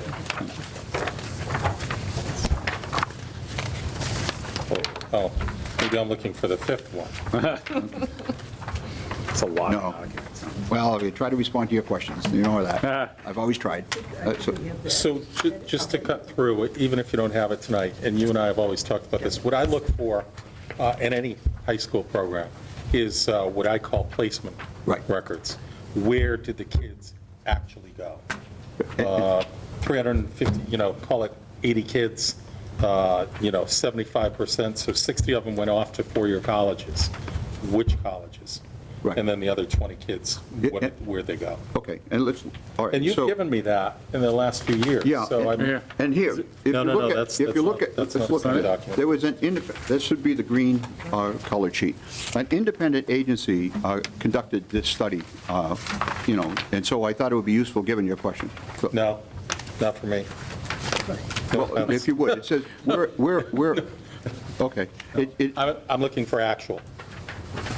Okay, all right. Well, we've done that in the past, we do it again, Yeah, okay? no more. Of course, there's a group like on the launch pad, they graduate in a okay. few months. Sure, we'll see them next year. Yeah, We'll yeah. get their actual next year. Yeah, okay. Sure, yeah. Okay. But this year's actual would show me last year's launch pad and Okay. a few years back. Okay. Yeah, if you don't mind. Yeah, I'll do Yeah, that, thank you. okay. Thank you. Yeah. So the four-year study is contained in these pie charts as part of the question that I saw. And if you look at this sheet, sorry for the small print on this, of the scholarships. Okay. One of the things that's happened with the supportive industry, okay, that the number of scholarships that we're awarding is staggering, okay, which is reduces. It's part of the enrichment course that you talk about your son taking, okay, relative to encouraging students to be successful in pursuing scholarships and making a system-wide commitment to help kids file for scholarships. But if you look at this list, okay, and we have 81 Abigail winners, which is the state scholarship, free tuition for, state college or university or community college for 4 years if you continue to renew. Like the grants, we're awarding a couple million a year in scholarships. And the value of that, if the students continue to renew that, which they can do, is almost $6 million. So this is the way in which industry and the accomplishments, I would imagine, Jessica will do well when she pursues and files for different applications, do anything we can to help her with that. So this reduces the college debt aspect, which is one of the obstacles in some cases people, don't go to college, or might. Michael, what's on that page, Douglas, Postgrad Institution Award, 112-818? Right. Is that Abigail Adams? Is that what? The Abigail Adams Award? It would be within that. Yeah, okay. Okay. Well, let's look, at Douglas, it says, But they don't have any. It's within that. It's within that. yeah, Yeah. okay. Okay.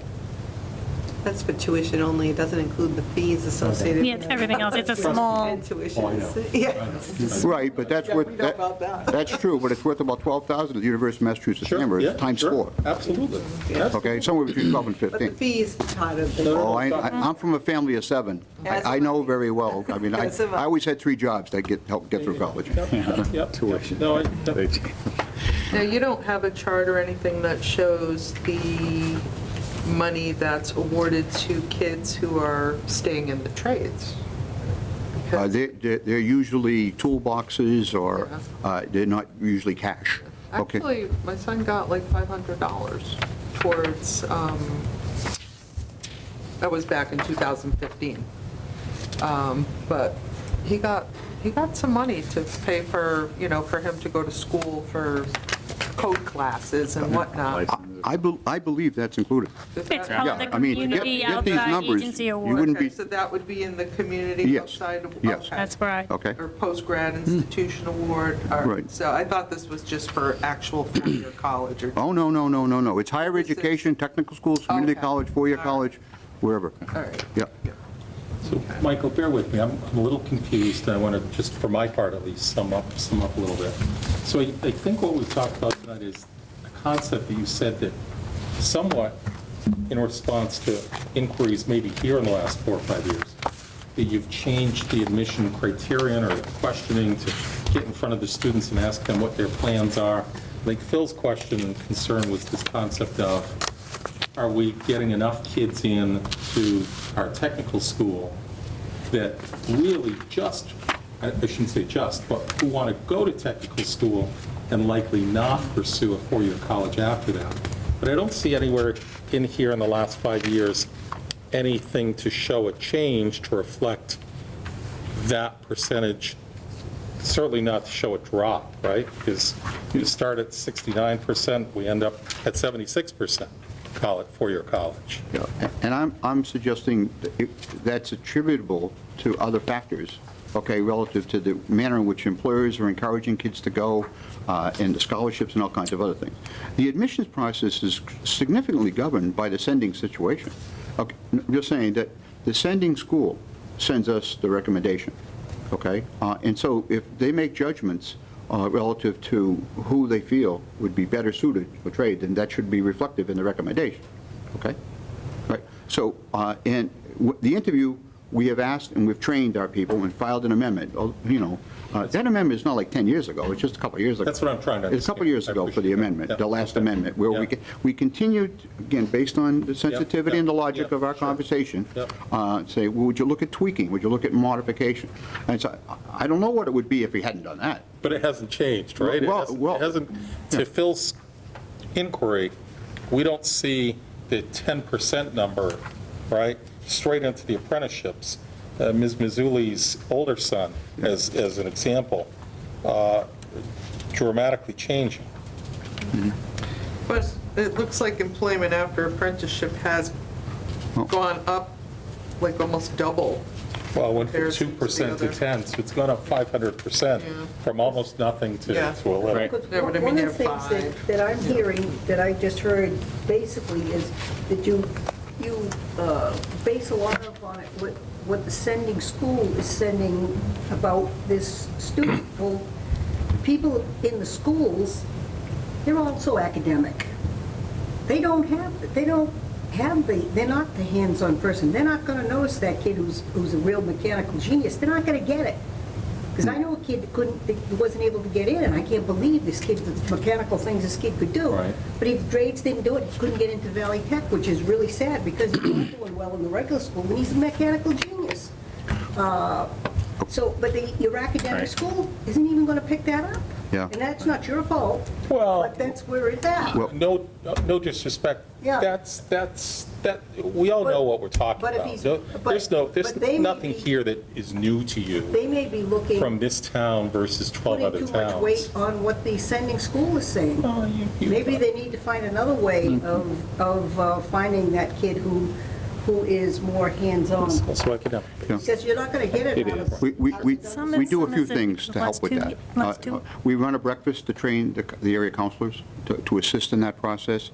That's a challenge, it's a fair observation. The population of Valley Tech has doubled since I've served, okay? I don't want to say no to any kid, okay? But we can't say yes to 837 kids who applied for next year's class. The number of applications, which is why, another reason the state said we want to check with you, you have, you're at the top of the chart as far as what they call a wait list, which is not even a legal term, because nobody's on the on-deck circle. Okay, they either got in or they didn't get in. Okay, sorry to use a Red Sox example. But anyway, so but the point being is there have been 900 applicants, or even more than, from the district to come. We can't take them. We get all that. I get that. We Yeah. get that. That's never been my issue. No, but it's unheard of. I'm saying across the state. I respect that. Okay, yeah, and so that's one of the reasons. But I mean, the population was 660, I believe, when I arrived, is 1,250 now. I keep blaming Phil, but Phil wants to see the apprenticeship number go up. Okay. Yeah, so my comment, this is just my opinion based on what I know, is the numbers that you have for college placement versus actual career people working, I would love to see those flipped upside down, so that there's 20 or 30% going to college and then the other 60 are going out into that workforce. Because we're talking about paying a lot of money for people who are going to do work on HVACs, because all we got left is 3 guys that are 70 years old to handle things. And the only So it's, to me, it's nothing against, people who are older, but, sometimes I think you need the some young technical guys in school there. Sometimes I think the technical school, generically, thinks that they come in front of us and say, look at our ROI, look at the high scores we've got. And I don't care about the high scores in high school. Those are only reflective of the kids you got in 8th grade who likely had similar high scores. I care about what they're doing after high school. And at 8th grade, what opportunities, what great opportunities, skill sets they had that they're not getting in. And so I can only say, not necessarily from everybody on this Douglas team, but a group that, to some extent, some of us have a perception that the ROI is more based, the better ROI is if I see the kids that need the trade access getting in versus the scores can come down. I'm not offended because, again, it's a reflective of the kids that just came in. Yeah.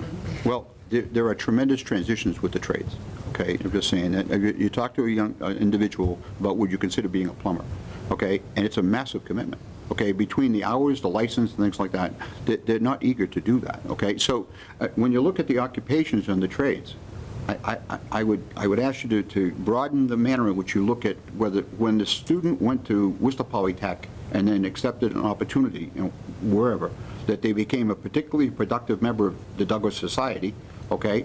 And they certainly wouldn't be viewed as, oh, boy, we lost that one, kind of thing. And so, the way the trades are going, the kids are getting involved with, a robot now builds a concrete wall. I mean, these kids are designing robots, they're doing all kinds of things. And the success of the graduates, is very impressive, okay, relative to what they've been able to do. It's been a pleasure to work with the Douglas kids. This is an example of just a couple of them, and both would have been here, and I understand why the other one didn't come. And it just, I've never reached out to the students before, and I said, there's some questions being raised about your aspirations, and would you mind, I had no contact with Jessica before, other than delighted to see that she would come, and she actually prepared speech, but that's good for her. So all right, with the, anyway, it's very different as far as the path that these kids take than the day when I grew up in this area. Go Milford. So I want you to know at least. Yeah, you name it. Draper's Mills, Norton Mills, keeps going.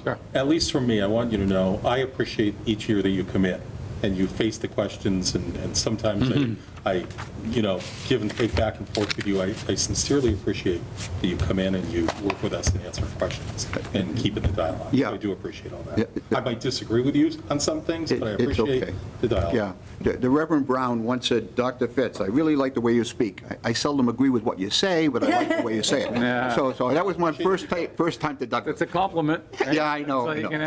ask for So, someday. but no, and my father was on the finance committee in Milford for years. So I mean, this is the world I grew up in, and so I think it's a healthy exchange. I think I have compassion for your role. It's a challenge, and the way the squeeze is on the revenues, it's certainly not easy. So if I can just recap for 1 sec, just for the people who are probably watching sooner or later. This process largely is just an informational session because the way that you guys decide your expenses and stuff is within your committee, and we just get this handed to us, and this is what you get. So we don't have a veto, do we? Yes, absolutely. We have veto. Sure. Yes, Okay. sure. Yeah. Yeah, you make a recommendation, either yay, nay, or no recommendation. We're not a town department, that's different. Yeah. We don't come back, if there's a special town meeting, we won't have any subsequent request, anything like that. This is a one-time request. The difference here is your 9.7% of a partnership, okay? Right. And so it's not in any given community's control. And so appreciate your support, hope to earn it. I'll be at the town meeting, God willing. I've been there every year. And we try to respond to any questions, including a more specific delineation of the exact colleges that the youngsters. Yeah, and I've gotten that, so I know somebody does it for the school each year. Yeah. I think from you guys have gotten it either in 1 year or 5-year snapshots. Yeah, I I'll think I've put probably somebody on gotten that, fives, okay? Yeah. And then the other thing was just the response to the administrator, to the. Oh, you want to get a copy of what I sent to the state? Sure, if you would, Absolutely, please. sure. It's about a 5-6 page response. Okay. Yeah. This is helpful, but it's kind of disheartening to look at this list and not see electrician, plumber, HVAC. Yeah. Because the majority of the things on here are not trades that are going to be, the workforce is retiring. Yeah. And there's still that, It's almost Yeah. like a STEM, yeah, I mean, it's Curriculum. great. which is great. It's impressive. Don't get me wrong. Yeah, but- Who doesn't love STEM? But it's like this, I think it's not so much BBT, it's just the nature of how trades are looked at and the young people's interest in what's important and what's not. And It's a societal change. Yeah. You're 100% right. I can tell you, though, that if a student comes in, I talked to the father the other day whose daughter is pursuing electrical. He and his wife are delighted that she is pursuing electrical, okay? It's still a highly respected trade. Yeah, Okay? And it's a licensed trade, so it's got its own challenges to it. But plumbing has increased in its enrollment. Electrical has increased. HVAC, maybe not. I'm just saying, I think some of the solar stuff kind of Yeah. reduced some of the job opportunities a little bit from what was there before, but there's still placement opportunity. And 100 kids in the senior class are out on co-op every other week.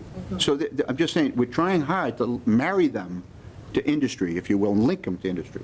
So that's a new high water mark for us, 100 kids. For people here who have kids either in the high school or have just come through the high school, we know kids on a very personal level, kids that have been in my house through my kids, that wanted to go to BVT, would have been very good fits for BVT and couldn't get in. Yeah, but there's And there's the 930 stuff, okay? No, I'm just saying, there's nine applicants, well, there's 8 applicants for every, They 3 might have been seats. better fits for the potential curriculum, but wouldn't have had as high scores to report. Well, but I never got involved in the MCAS scores and things like that. We don't know what an MCAS score is. We don't have that, we don't see it, there's no exam to come, okay? I know. An academic record, which used to be a significant factor, is less of a factor now. So there's still a dependency on the sending school recommendation, okay? Maybe next year the number will go up. Yeah. A little bit, 2 or 3 more. Well, you're up 7 students, and I mean, we're looking for. I mean, as a percentage, though, of what kids are, it's great to have kids that go to college. Who wouldn't want to have kids that go to college, except for parents who have kids who don't want to go to college, right? Well- They want to get them into BVT. In my conversations with students, many have indicated they had no indication of going to college when they applied. I get None. that, I get that. That grew when they, with conversation and confidence and work activities. Then they discovered they could go, and the financial subsidies and all like that. But they didn't, when they came in, the kids will tell me that all the time. I had no thought at all of going. I respect that, they're eighth grade. That can't be the majority of the students, though. It's just, you get some that do that, I'm sure. Well, yeah. One of the things I was looking at here is like, all these majors, literally majors that you would get in college. So the kids who graduate from Douglas High School with high enough grades to get into college would go directly into trades, or not trades, but into career professions just like this. But I And was- you mentioned not having Yeah. electrician, plumber, or anything on here, so I it's was like, ooh. actually thinking of my Why? son Jake, who's the plumber, right? Yeah. In his class. Sure. And who actually became plumbers and who went to college. And some of his best friends, they went to college and they quit.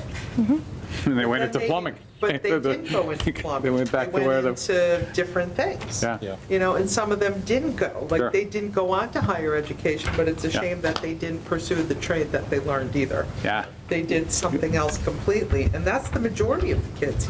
One of them, Yeah. went into criminal justice, then he went into the military, and now he's Yeah. trying to be a cop. But he was a plumber, too. Yeah. But he does plumbing on the side, Yeah. Yeah, So, yeah. like, you can't give up that. The journey is different for us You all. can't give up that skill Right. set that you learn, But, so, I don't know. Anything else? Well, The only thing I have is, there's a couple of community projects that we need to have done, like the post office needs to be painted.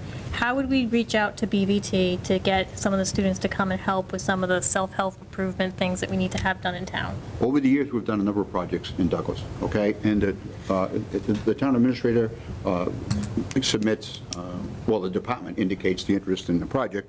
It determines whatever financial impact it has for materials, supplies, or things of that nature.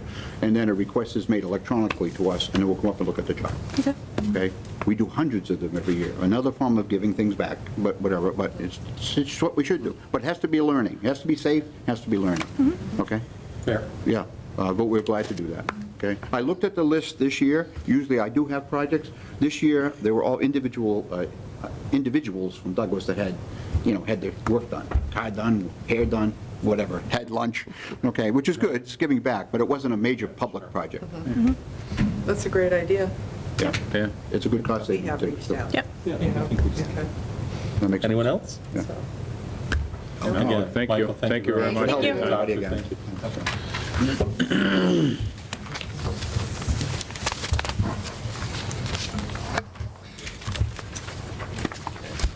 We're going to do minutes. I was so excited about this next part, the reserve. Thanks so much. Transfer fund thing. That's the best part of the whole night. Gene, is there anything on that part of our agenda tonight? I'm sorry. Like to get on it. The reserve fund transfers? There is not. Okay, excellent. Gene kept her part of the bargain. I look forward to Excellent. that. Snow ice update? I'm curious to see what your question was. Sure. So I think the chart I've got We'll send you shows more material on health. 2020's budget spent to date. Is that a spent line? Total No, that's a general budget. fund snow? That's a budget line. What does that mean? How much we've appropriated? Yes. Do we know how much to date we've spent? Are we under the 199, 950? We are under. Yep. We are under. We have not exceeded the snow and ice budget yet. We're under. Yeah. Yeah, we're very, very close, though. It's going to be the first time. How? We not, no, What no. do we appropriate, $1.50? We still got March to go through. So, It's a surprise one to so me. what can we do with the extra $149,000? that we You're would- counting the chickens before they Not hatch. to have a Didn't say we had it. No. Let's say we've had, No, we're very close to where our budget is right It's now. funny how that See always that? works. but if it snowed more, we'd amazing. spend more. And so it won't, and I'm not going to let it. So, It's either second. You want the 70-degree weather. Clean it up. So, That's right. Let me see that for 1 second. 70 degrees yesterday. It'll so melt. typically, what happens is there's a special article in the special town meeting that funds the deficit of the snow and ice budget, and that typically comes from free cash. So that free cash would be available for some the other school. purpose, for some other Yeah, the purpose. school. Is that what you just said? I did No. not say What'd you that. say? I believe for some other For the purpose, is school. what I said. Okay, Yeah. all right, well, that's 3 times, that's good. But I did not say that, yes. Let me see that, I thanks. see where that's Let going. me see I can that. tell you where, if It's- there's free money left, or money, they better start doing something about taking these trees down, because the gypsy moths have killed that are on town property, and Gypsy people are moths. gonna be getting killed, Oh, so. gypsy moths, I know. No, I want to go seriously, on record, there's we a- don't want that. there's a- No, nobody wants So that. if there's any money, any free money, I think we better give it to the tree wardens, start taking down these trees. I mean, John is working as hard as he can, he's trying to get Mass Electric to take down every tree he can. And we But Mass Electric's only taking down so many of them. Yeah, and we did put a Right. supplemental budget back in the Right. fall. But we need way more than that, way more than that. And it's a public health thing, you know. One thing I like to say about the highway department is, just remember, if you don't have kids going to school, you know, fortunately, you know, we're hoping we don't have to call the police too often. You know, maybe you go to the library, maybe you don't. Maybe you go to the senior center, maybe you don't. But everybody's on the roads every day. Every single person in this town uses those roads. Just remember that. I use the police and fire department every day, too. Well, yes, I that's go a to bed. backup. I go to bed. Exactly. Feeling safe Oh, we because I have know a they're great there. police and fire department. Yeah. She just means you're not calling them on a But regular you're not basis. calling I watched them on the news last Yeah. what you I go. wanted Oh, did to you see shout out to Finn, our namesake, Yeah, right. Wasn't he on some kind national of, celebrity, Good morning, America. named after us. two quick questions on the snow thing. I looked at the average, the 10-year or whatever it is you have here, and I'm looking at the 2020, and it says for 51300, which is overtime, it's budgeting in 34% increase over the 10-year average. And then the 53800, which is the other services, is up 60% over the 10-year average. And I was wondering if you could just say, what are those Well, two first of things? all, that's probably the one budget that you can't look at just numbers, because it really depends upon the When snow it's and ice events that year, and whether or not we received any FEMA money, or, you know, so, you know. the What day of the 51 week it was. Yeah, the 51,300 is overtime, so that's any of our town employees that work overtime to get in our trucks. The 5380 is outside plowers that come in. There was a rate increase. Really, there's been 2, but we've brought them up to MassDOT levels. We compete for contractors to remove snow in town with our neighboring communities. We were behind, and now we're, at this point, we subscribe faster than our neighboring communities. So sometimes they're scrambling to find people, and we're not. Okay. All right, so it's getting help, Yeah, basically, that's is the what you're outside, saying. the outside drivers. But it's hard to look at that as strictly a budgetary document. Oh, it's really because hard. It really is Some- acts of God. No, I mean, it really depends. In 2015, it was bad. Right. Yeah, it was. It was every Sunday night. I think we had And cancellations. four Mondays we were off. Yeah. Yeah. Yeah, so if they work the weekend, that's pure overtime Pure every single overtime, minute right. they're in. Yeah, no, During the day, I'm just trying to educate. Again, this is my first year around, so I'm kind of like, okay. Yeah, it's. Things sometimes look a little out of whack, but they may be perfectly fine. No, I'm just saying that's a tough budget to look at it strictly a numbers game, because you'd have to look at when the event was, how many ice events you had, Right. how many inches of snow you had, whether it was plowable, whether or not we received any state money that year, because that's not reflected, that's general fund only. So there's a lot that you don't see in that document that's strictly numbers. Yeah. I think that the only thing that reflects is that we under budget. But that's the only account that you can Are we under deficit budget? spend. That we, No, you guys under budget it during the year when you make the budget, you under budget it, assuming that you'll backfill if you have to. We will. We make it up at the special town meeting, because it's always been my policy since I've been here, is it's an expense that's incurred, and we budget for it in the year it's incurred. So that's typically done at the special town meeting in the spring. But that's the only thing we can under budget. The only thing you can deficit spend legally. Deficit spend, yeah, Yes. that's the only thing in the whole budget. that we can With the deficit approval spend. of now the town administrator, but it used to be approval of the Board of Selectmen and the Finance Committee. Okay. And that's, so the 2020 number, it's only like 199. And that's, yeah, and. That's for this year, that's this snow year, per se. And then next year, we have the budget in here somewhere for the, so this is historical. And Okay. we're almost at that number right now. Yeah. Okay. And what we don't realize is you think it's not snowing, but if it goes below freezing during the night, it rains, they have to send out the sailors. You get up in the morning, you don't even think anything's happening. Well, they've been out all night. No, I can appreciate that, trust me. I had a black ice incident one Yeah. time, and thank for the fire services and the EMTs to help. Yeah. I was okay. So someone funded them, and they were there to do their job, so that's good. And now they're stopping that from happening, so it's good. Shall we take a look at the meeting minutes for Tuesday, February 11th? I read them already. Anyone like to make a motion to approve them? So moved. Has anyone noted that the motion to adjourn at that meeting was made at 7:59 PM? That was a highlight. One meeting? That was a highlight. I'm sorry. You believe me, I haven't said anything tonight. You've been good. I've got a motion. Did I get a second? Second.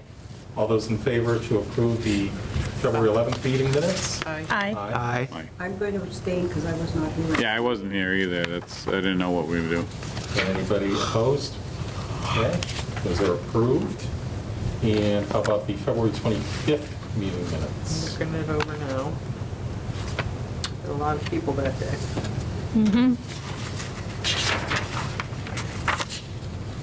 I do have one earlier meeting that you'll have to approve. I have to add the times for the executive sessions.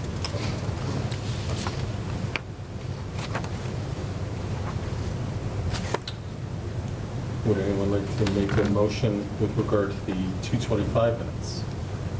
So moved. To approve them? Okay. The second? Second. All those in favor? Aye. Opposed? Okay. Those are approved. 9:26 meeting adjourned. Thanks.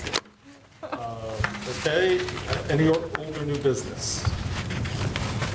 I just have one thing to say, is I think that somebody should reach out to the schools and whoever the guidance counselor is and everything, and see if they can drill down a little more on their side with these kids that they're recommending to Valley Tech, to get the feeling of, are they a great little student, but do they have other aspects that they may not even be thinking about looking at?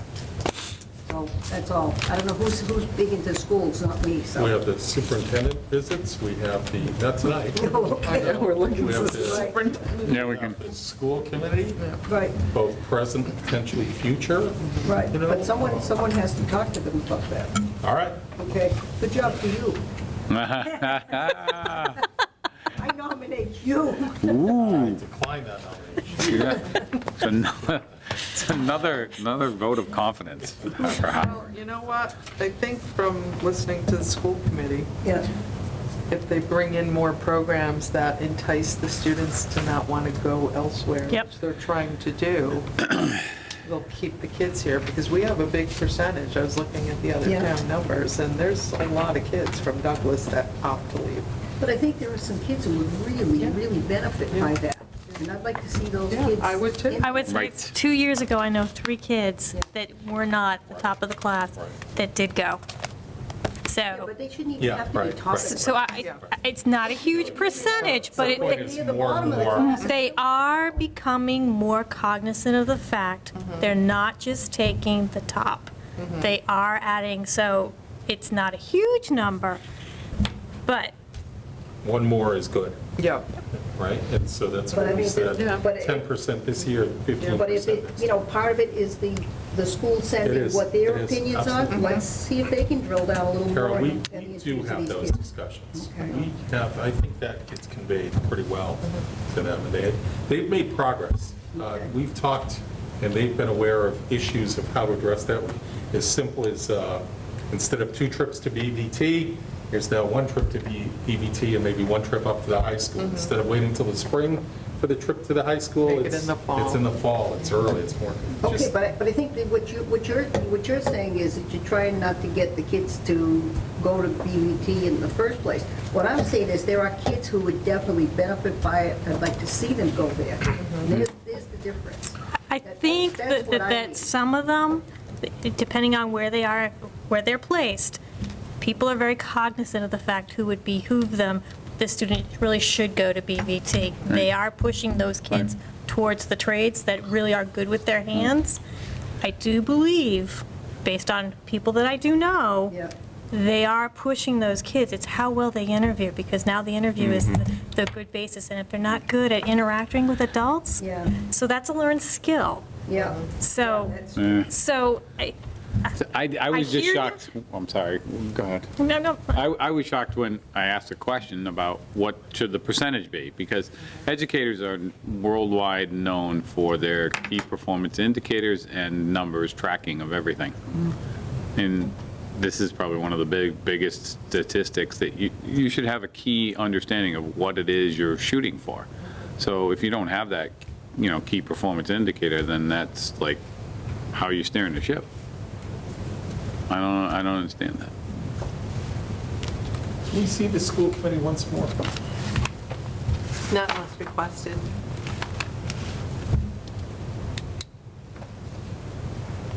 Okay. You've met with them twice now, in December and then again this week.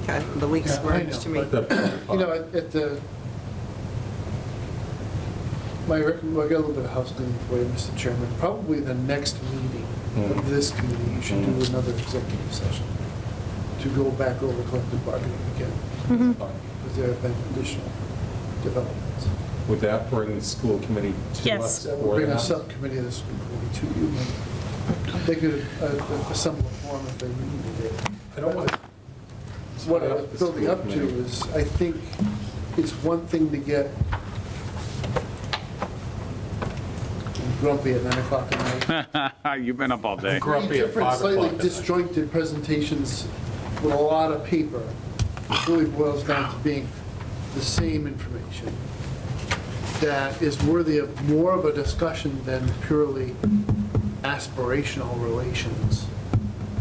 I think And I the brass understand. tacks, what is the budget going to be, and what do we realistically expect the town to fund?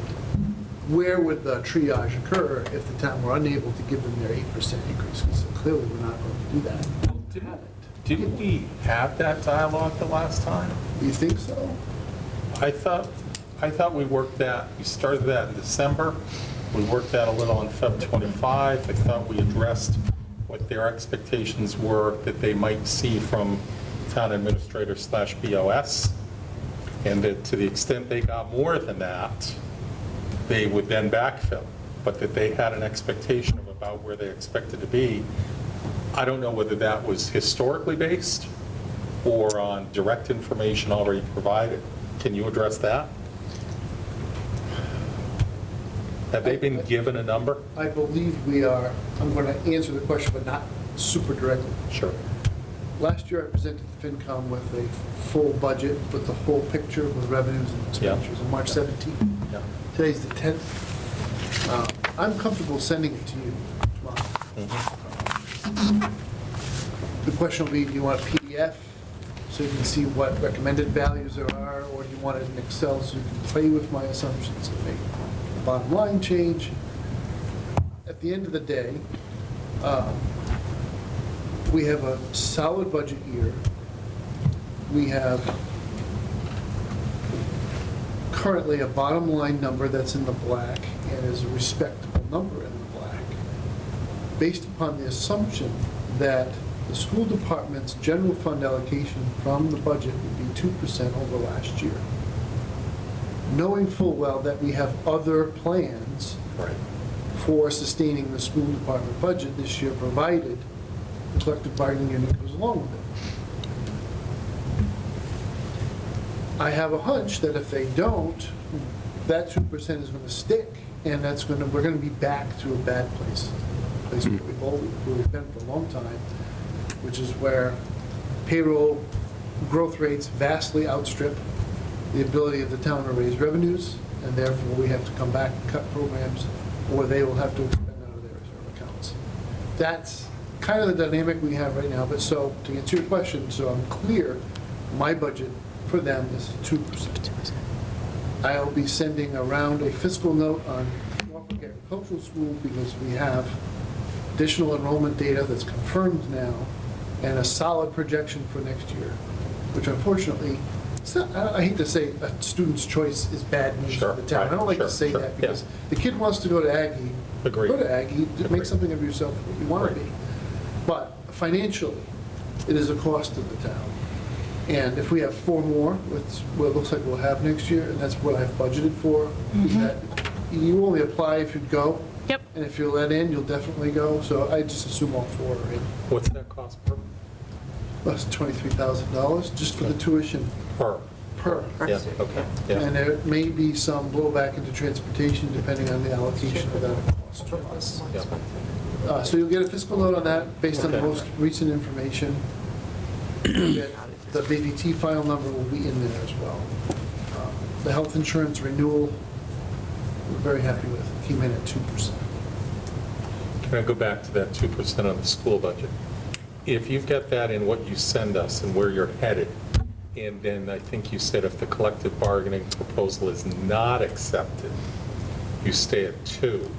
If it is accepted, does that make the number go up?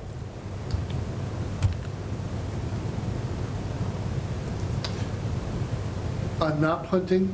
I think I'm respecting the allocation of responsibilities to the Board of Selectmen at that point. Would have additional information to consider on how they allocate, how Fair they enough. propose to Fair allocate enough. funds. Okay. But if we had the Excel spreadsheet, we could play with that number, and that would be a basis for a town meeting for the Finance Committee to come forth.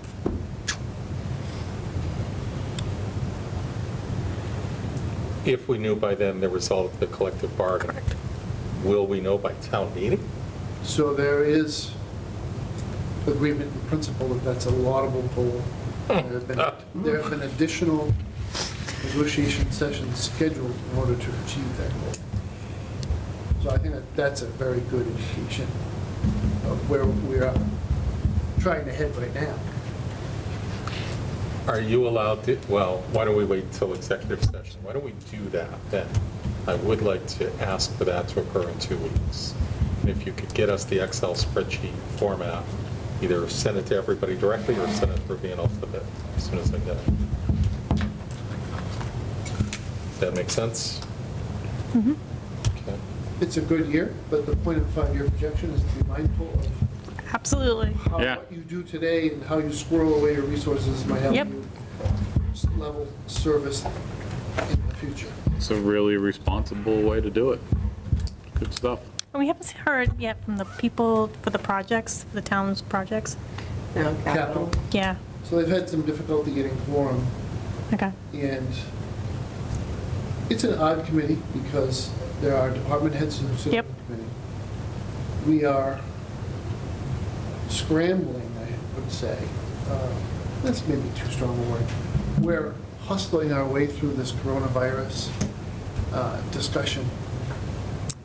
If I may, Mr. Chairman, indulge me for 2 minutes on that topic. Sure, yeah. Today, the governor declared a state of emergency across the Commonwealth. Prior to today, the town's public safety chiefs and emergency apparatus were inventorying our supplies, identifying sources of supplies, identifying protocols that would need to be put in place for our first responders, because they're the most at risk. And at that level of preparation, somewhere between saying nothing is happening and the sky is falling, there has to be the truth. And our basic thought process is regardless of what any one of us individually think the prognosis is for a pandemic or not, it doesn't matter. Other people are making decisions that are pushing us in a direction where we have to contemplate the possibility that any number of the town staff, including our first responders, might be quarantined or otherwise hamstrung. And our contingency planning all across the board now, there's a significant financial implication to it, because we may end up paying a lot of people who are not working. And we may also have to accelerate certain purchases for continuity of operations and for unanticipated needs for personal protection equipment and other things like that. It's not a lot of money, but it's still not in the budget. So that's a long way of saying that the capital committee largely consists of the people who are involved in that planning effort. And you can only squeeze so much juice out of the lemon. We have a good plan that was voted on by the capital committee last year for this year's fiscal year. So ultimately, that's our default. So has anything changed? Probably. There are a couple of things that need to be re-ranked. So 3 or 4 new projects that need to attain a ranking to determine where they fall versus the ones the committee already. Yeah, and the roof is probably one of the biggest ones. Which roof? This roof, This roof. the one that's leaking. It's leaking again. It always is. Only when it rains. Only when it rains. Snows. I thought we had that It's actually fixed worse not when it too long snows, ago. because it has a chance to kind of close. Puddled and, So long story short is, the other thing that handcuffs that conversation is how much free cash? We know what we've certified, but how much are we going to allocate to collective bargaining or any other arrangement? And I frankly, until I know that number, I don't know what the resulting number is. Right. When we meet in a couple of weeks, would you be able to have the math on what the delta would be between acceptance and rejection? Okay. I can answer that now, but I don't want to. Right, I understand that. Right, I don't, right, completely. Other question from the topic you developed your 2 minutes. Is there any discussion or any possibility in the near or long-term future that the school system will be impacted by the governor's declaration today? So the governor gave a substantial number of details today about what will qualify for the school year. School systems will not be pushed beyond the 185th day, nor would they be pushed past June 30. Extensive absenteeism, they're just not, they basically said they're not going to keep track of it. Yeah. There will be no punitive outcome for extensive absenteeism, prolonged absenteeism. So that's kind of where they are with that. They want school to close at the appropriate time. The school committee's a policymaking board. They'll decide how much risk they want to take. My thought process always turns back to who are the people who are most likely to encounter a situation that's of concern in terms of stopping the spread of the thing. That'd be our school nurses and classroom educators secondarily. Anybody who has to interact with a student in a context where they may get coughed on. Long story short, so far, this disease has disproportionately affected people who are older and have weakened physical conditions. So the focus of our attention is on the Adult Social Center and its operations. We anticipate the schools will make their own choices, but those little guys are vectors, and the victims are folks over 70.